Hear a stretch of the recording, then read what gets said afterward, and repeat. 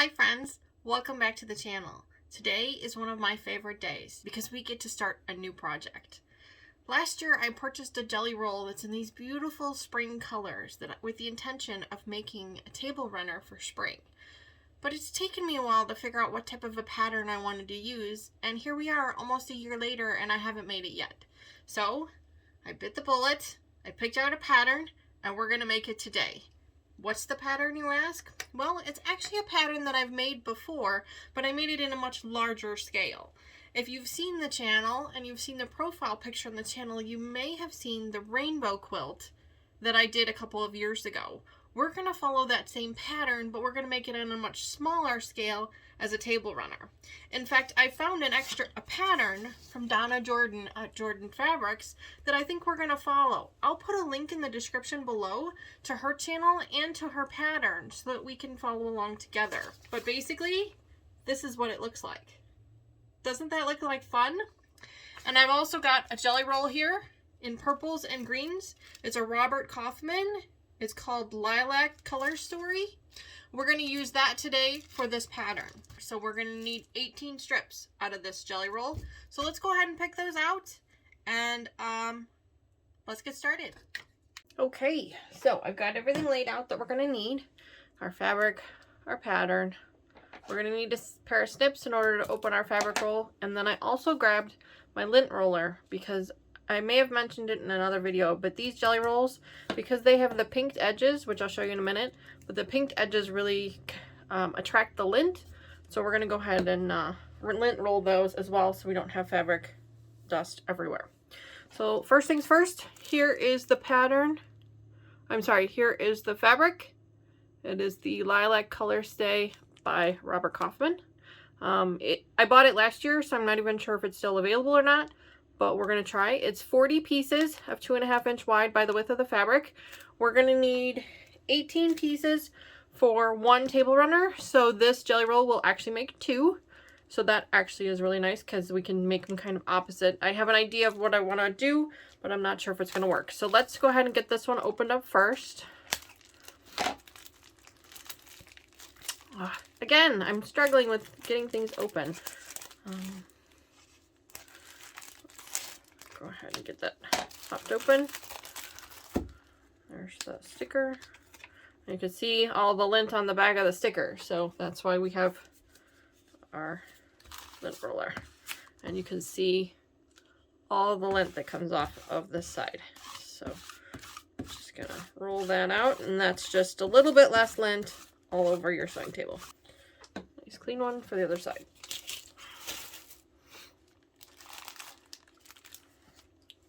Over and do the other side. Now this isn't going to get all of it. You're still going to get quite a bit that's going to come out as we start to pull the strips apart, but at least it gets some of it. Okay. All right. So now we'll take this wrapping off.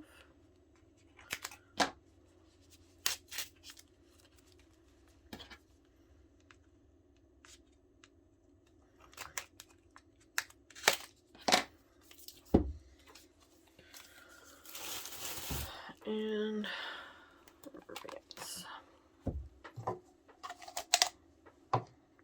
Okay. Set the pattern aside for right now because we don't need it. And let's pull these strips out. There we go. Okay. So, here we go. Let's see what we got going on here. So we've got some greens. And then we've got some lighter greens, and then we've got some tans here, and then we start with some lighter purples into some darker mixed purples. So what I'm thinking is, let me show you guys the pattern again so you guys can kind of see what I'm thinking here. We'll see if it works out. I'm going to lay the fabrics out. We'll see if it works. So there's the pattern.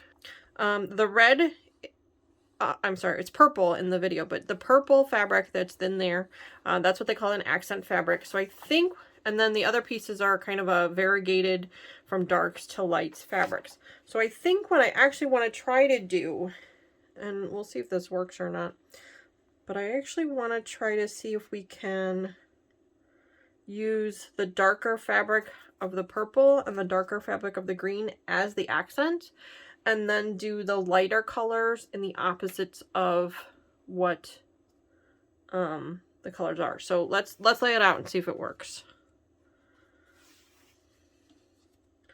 I need at least 2 of the darker fabric. So as much as I love this beautiful one here, I'm not going to be able to use that one. And then, let's see, here's, okay, so what I did, let's see, working through it in my brain, let's see, I need 2 of those, and I don't want these yet. Off to the side, and I want, I don't know if it's going to work, let's see, and these 2 here.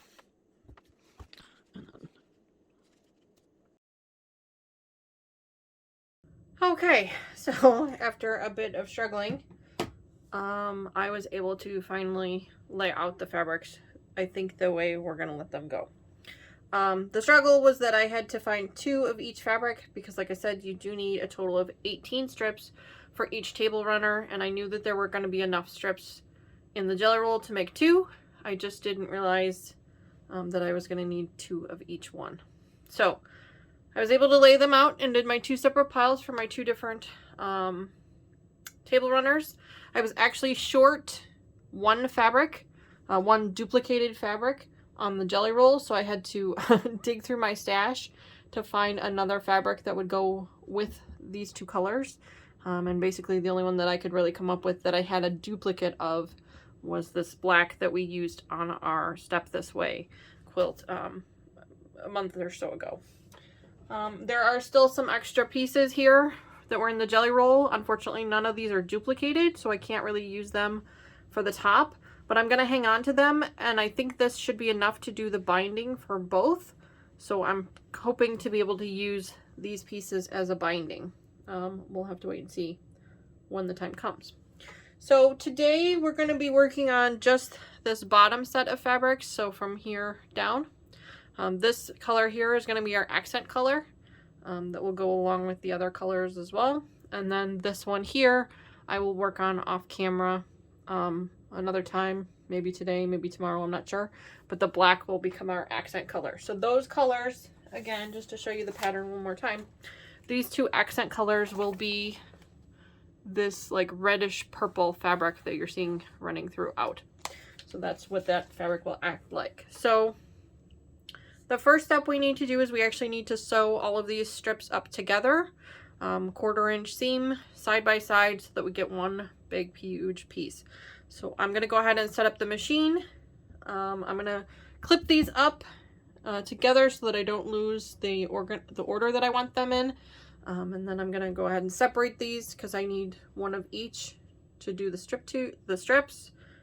And then I'll bring you guys back when I have the machine all set up and ready to go. Alright, machine is all set up and ready to go. So now we're going to get started with our strips. So I've got them all clipped up here. I've got the 2 sets that we're going to be using for this table runner clipped up here. And then I've got both of the sets clipped up over here for the one we'll use another day. Alright, machine is all set up. So let's go ahead and get started.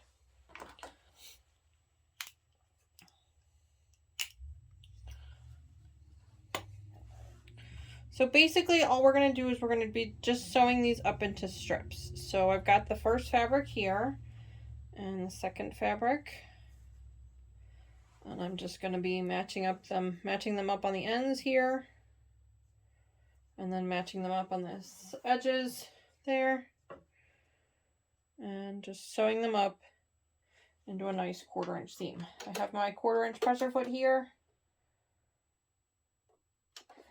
Now, because we're going to be sewing these up into strips and then cutting them this way, we're going to want to turn our stitch length down a little bit so it's a little bit shorter. That makes it so that when we go to cut them, the string doesn't fall apart. It doesn't come apart when we're trying to cut it. So I'm going to go ahead and get started on this. Drop my needle down so that I can hold on to that. I am using a lime green thread just so that you guys can hopefully see it on the camera. You can use whatever thread color you want, obviously. But we're just going to sew in a straight line. So here we go.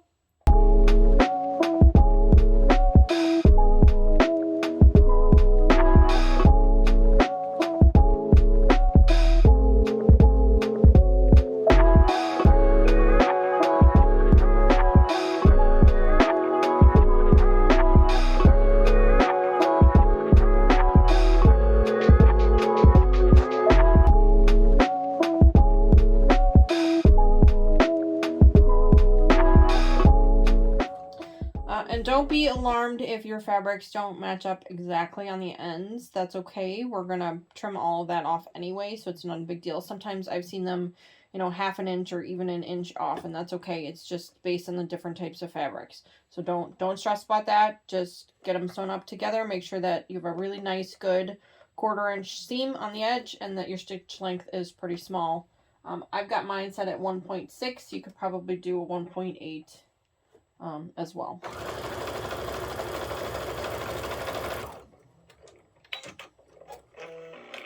Okay, now that we've got that first strip sewn up together, I'm going to go ahead and finger press these.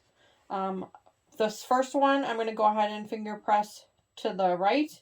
And then when we do the next one, we're going to do it to the left. So we're going to kind of alternate those pieces, because once we put this all up together, we're going to want those seams to match up. So let me just finger press this real quick.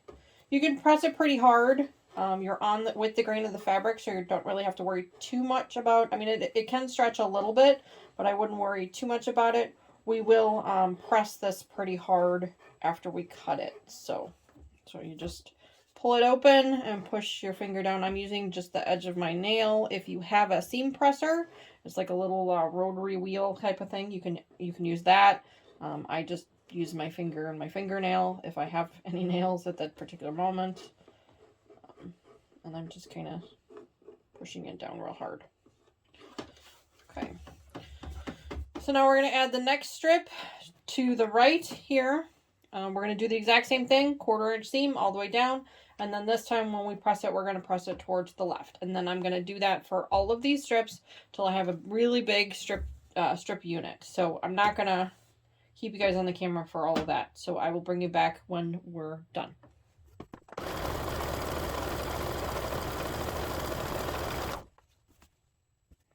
I put a free motion quilting glove on this left hand because I found that the fabric was sliding against my machine and I didn't have a whole lot of control over it to make sure that I'm doing it straight. So I put this glove just on my left hand. It's got some not quite rubber, but almost rubber fingertips to it. So it really grabs that fabric really well. I use this a lot when I'm free motion quilting. Obviously I have 2, but I really only need the 1. So I put that on there to help. If I remember, I'll try and put a link in the description box below. I just picked them up on Amazon. They're real cheap. I got like a 2-pack of them for a few bucks. I don't remember the exact amount, but if I remember, I'll put a link in the description below for them.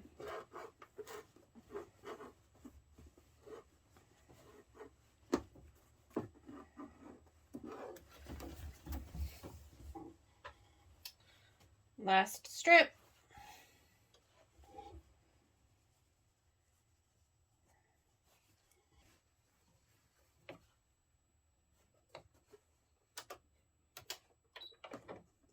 Okay, wow, so we've got all the strips sewn up into our strip set. You can see the colors starting at the green, going to the purple, and then down to the tan color there. I'm actually really starting to like the colors together. We'll have to wait and see what the quilt actually turns out like. I'm starting to get excited. I was a little nervous. So the next step we have to do before we start actually cutting the pieces is that we actually have to sew these 2 ends up together to make what they call a strip tube. So basically we put these 2 pieces together like this, line them up so that they're nice and straight, and we're going to sew this up so it's one big tube. So let's do that real quick. Same thing, 1/4 inch seam, straight as you can. Make sure that those pieces are lined up nice. I still have that quilting glove on that is really helping me keep those pieces nice and together and straight.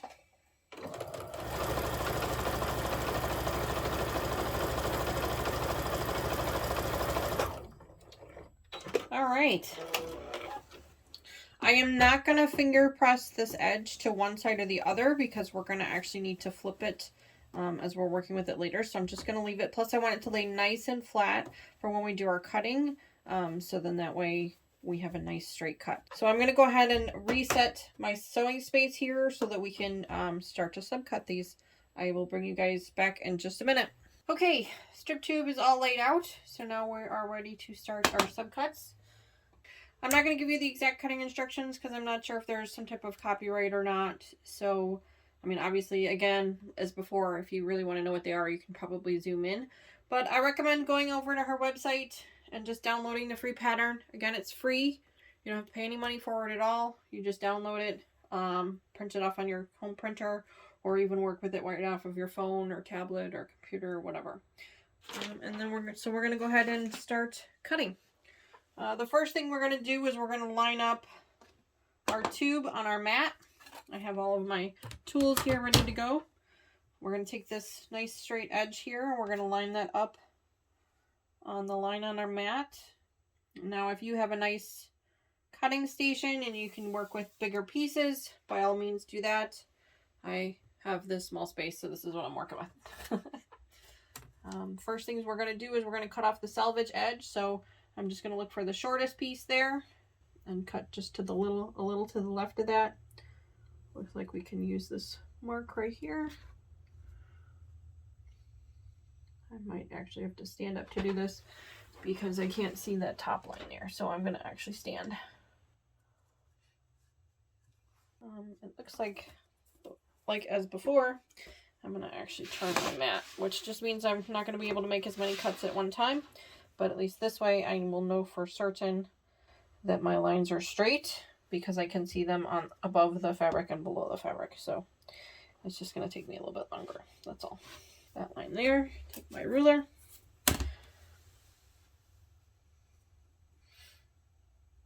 Line up that line, line up that line. Safety off. I did not clean up my cutting wheel, so let's do that real quick. I did not change out the blade either. I did not change out the blade.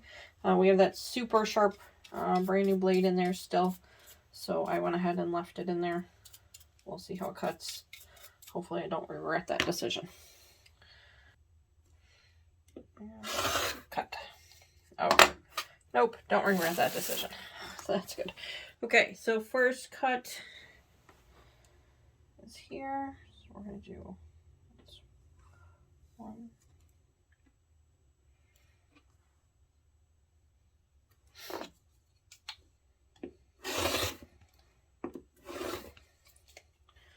There's the first cut.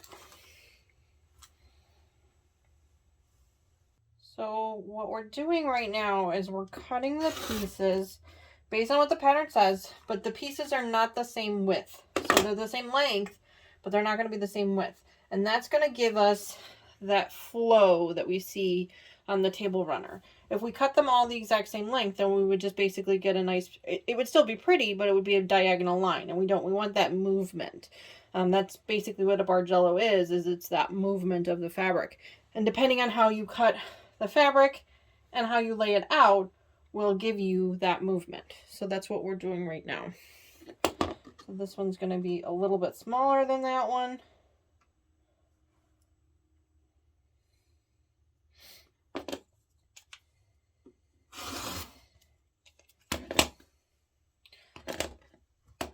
So there's that piece there. I think I can get one more cut before I have to move the fabric again.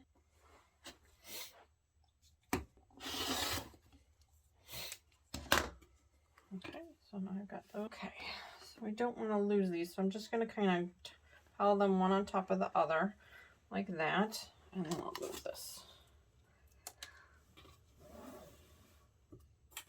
Anytime you move the fabric, you always want to start with a nice fresh cut, so then that way you know that your cuts are always straight.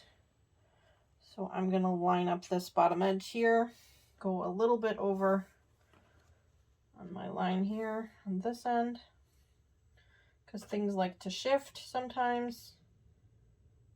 So I'm just going to cut just a little bit off so that I can make sure I get a nice straight cut again.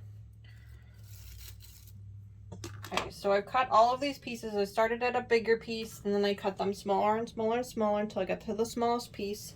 And then we're going to start over again and we're going to go back up. So now I'm going to do a little bit bigger of a piece, then a little bit bigger than that, and a little bit bigger than that. And that's what's going to give us, again, that wave. Okay, pieces are all cut up. I only cut up enough pieces to make one block. I'm not going to cut up the rest of them now. I will do that off camera, but I wanted to get enough pieces cut up so that you guys can kind of start to see what's happening. So it's hard to see, but they're all cut up. And following Donna Jordan's instructions, the first thing that we actually want to do is we want to turn all of these right side out so that we can see the patterns a little bit better. So I'm just going to flip them all over real quick.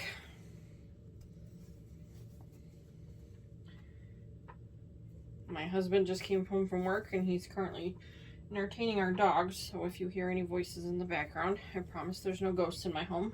It's just my husband and the dogs. Right now they all look like a nice straight line, which will work for now, but we want them to have some movement. So in order to do that, what we do is we actually start at one end and we just keep rotating them up one. So I'm going to start with the green at the bottom, and then I'm going to take this one and I'm going to rotate it up one block so that it's like that. And we're going to do that all the way across until we get to the smallest block, which is the center one here, and then we're going to actually go the other direction. So I'm just going to keep rotating these around until we get up to the top.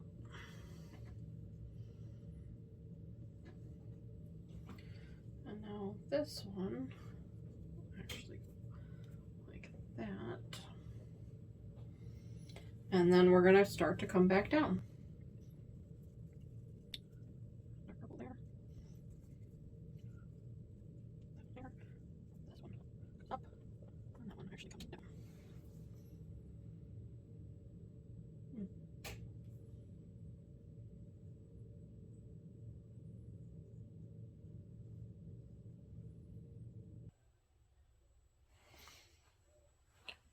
Okay, it took me a minute, but I figured out what I did wrong. Because, you know, it wouldn't be a Sew Not an Expert channel without Sew Not an Expert actions.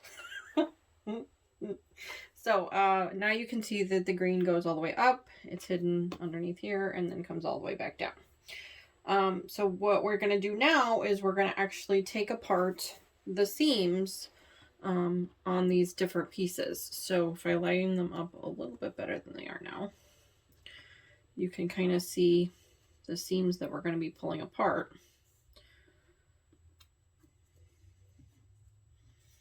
To give them this nice piece. So I'm going to grab my seam ripper. You can use a seam ripper, you can use your snips, whatever you want, but we're going to pull apart starting on this left hand side. Now you might be thinking to yourself, Danny, we put all these itty bitty teeny tiny little threads in here and now you're telling me to try and pull them apart. And yes, that is true. And that is because we wanted the little bitty threads so then that way the other seams don't pull apart, just the ones we want to pull apart. So I can't see in that light. So we're going to now go ahead and pull these threads out on each one of these. This is probably why you also want to use a little bit of a brighter colored thread so that you can kind of see what you're doing. In the rainbow quilt that I made before, I actually used a variegated thread. So then that way I didn't have to worry about any colors popping through or anything.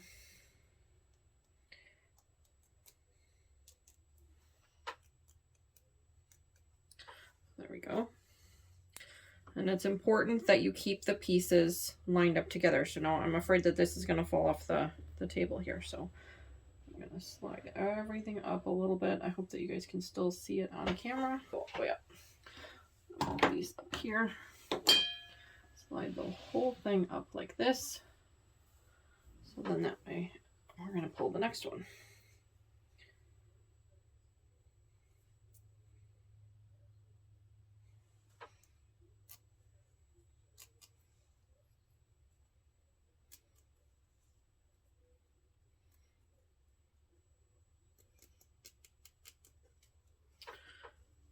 Okay. Make sure you line it up correctly. We're looking for 1 block difference. So this one will be up here now.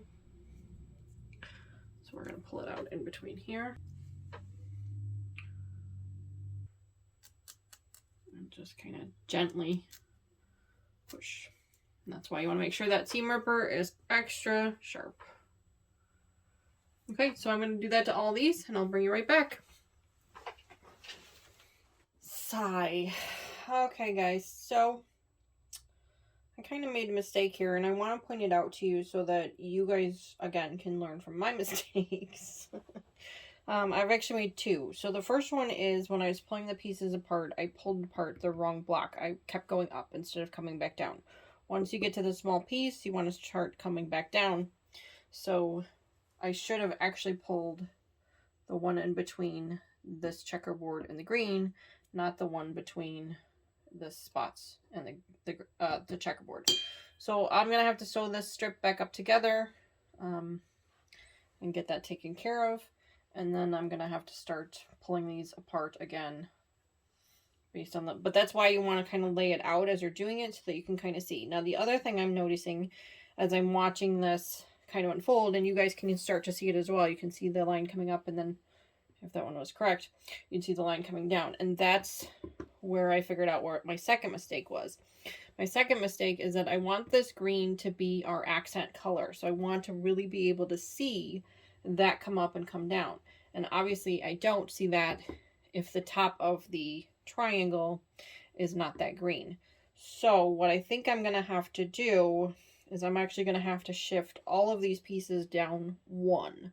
So rather than this one being the first piece at the top here, it will actually be this spotting here. The spots here will be the first one there, and it'll all shift down one. And then if I do that, that will allow this green piece to be the center there.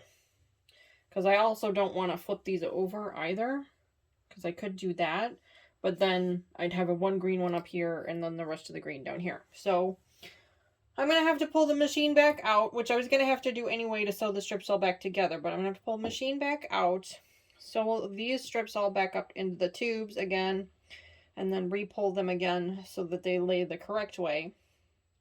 But that's fine. It's not a big deal.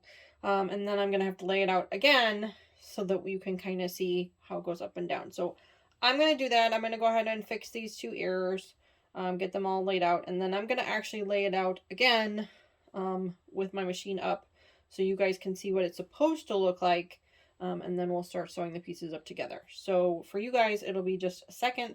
For me, it's probably going to be at least another 20 minutes or half an hour. So I will see you guys in a little bit.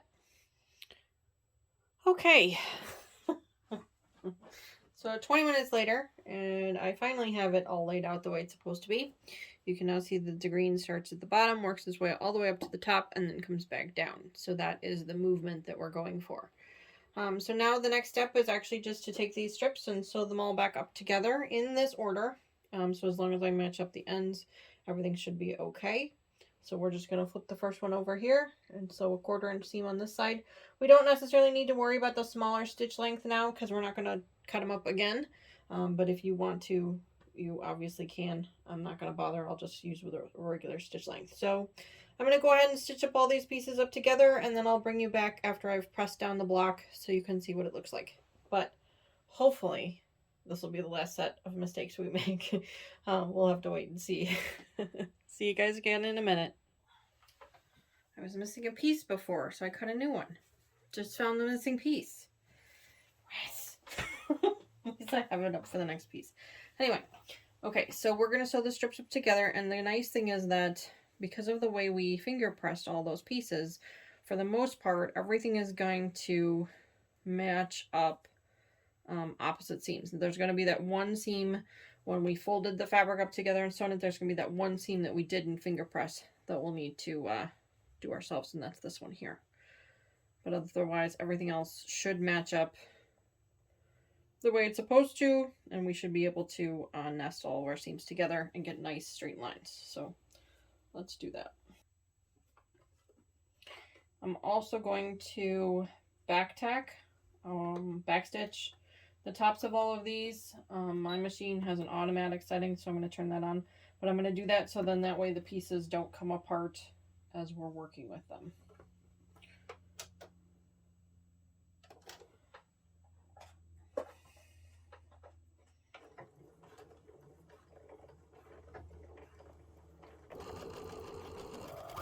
Make sure that first seam there is nice and nested. Turn that down. And then once I get through that one, then we move on to the next one.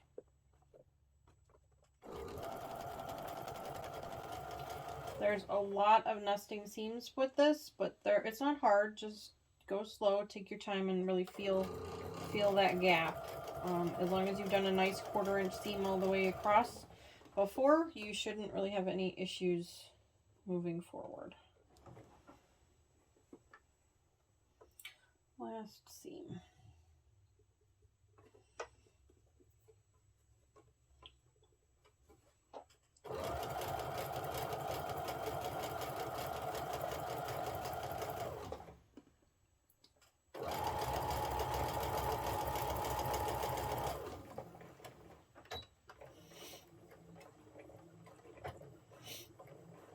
Back tack that end. All right, let's see what we did. So now I'm just going to finger press these all the same direction. I prefer to go towards the right, so that's how I'm going to do it, but I'm going to open them up and go ahead and finger press those to the right now. And then just check my corners, make sure my corners line up. Nice.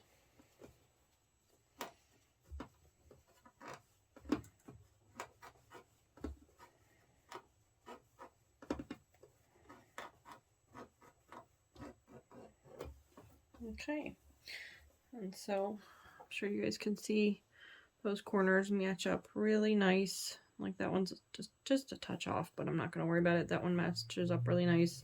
So they all match up really nice. So now I'm just going to take the next strip here and add it. Well, I guess I'm going to have to do these a little backwards to this side here. I should have sewn them the other direction, but that's okay.